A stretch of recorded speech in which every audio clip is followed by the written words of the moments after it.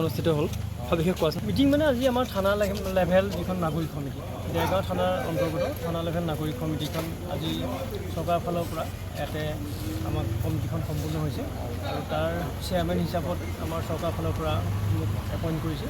আৰু আমাৰ আজি যিকেইজন সদস্য আছিলে 6জন সদস্য, আমি তাতে আজি থানাত আহি আলোচনা কৰি লৈছিলোঁ যে বিভিন্ন দিশত আমি কেনেধৰণে আমি আগবঢ়াই লৈ যাব পাৰোঁ। আমাৰ জনসাধাৰণ আৰু পুলিচৰ মাজত যিটো এটা মধুৰ সম্পৰ্ক, সেই মধুৰ সম্পৰ্ক কেনেকৈ স্থাপন কৰিব পাৰিম সেই বিষয়ে যে আলোচনা হয়। আৰু পৰৱৰ্তী সময়ত আমি আমাৰ সমিতিখন যিহেতু অলপ বঢ়াব লাগিব, আমাৰ নমিনেটেড কিছুমান মেম্বাৰ ডিপাৰ্টমেণ্টৰ পৰা আহিব, সেইখিনিকো আমি লৈ আমি 31 তাৰিখৰ ভিতৰত আমি সমিতিখন থানা লেভেল নাগৰিক সমিতিখন সম্পূৰ্ণ কৰা এটা আমি আজি সিদ্ধান্ত কৰা হৈছে। এতিয়া মেইন কথা হৈছে পুলিচ আৰু পাব্লিক, পুলিচ আৰু পাব্লিকৰ মাজত এটা সম্পৰ্ক স্থাপন কৰা, আৰু বিশেষকৈ সেই সম্পৰ্ক এটা মধুৰ সম্পৰ্ক হ'ব লাগে। যিহেতু আমি সকলোৱে জানো যে জনসাধাৰণে ৰাইজে পুলিচ বুলি ক'লে, পুলিচ প্ৰশাসন বুলি ক'লে এটা তেওঁলোকৰ মনত এটা বেলেগ প্ৰতিক্ৰিয়াৰ সৃষ্টি হয়।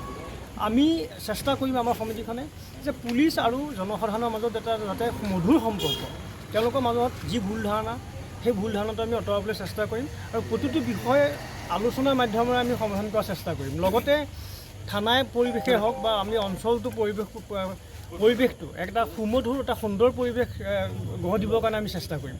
বিশেষকৈ আমি আজি থানাখন দেখিছোঁ, থানা সন্মুখখন আমি দেখিছোঁ, এটা কদৰ্যময় পৰিৱেশ, ভগা চিগা এক্সিডেণ্টৰ গাড়ীবোৰ সন্মুখত পৰি আছে, গাড়ী পাৰ্কিং কৰিবলৈ জেগা নাই। আমি এই বিষয়ে আলোচনা কৰিছোঁ যে এই স্কুলৰ সন্মুখৰ পৰা গাড়ীবিলাক আঁতৰাই, ভগা চিগা গাড়ীবোৰ সন্মুখৰ পৰা আঁতৰাই আমি ইয়াতে সৰু গছপুলি ৰোপণৰ পৰা ধৰি বিভিন্ন ধৰণৰ সৌন্দৰ্য বৰ্ধনৰ কাৰণে আমি ব্যৱস্থা অতি সোনকালে ল'ব লাগে। এই কথাখিনি আমি আজি আলোচনা কৰা হৈছে।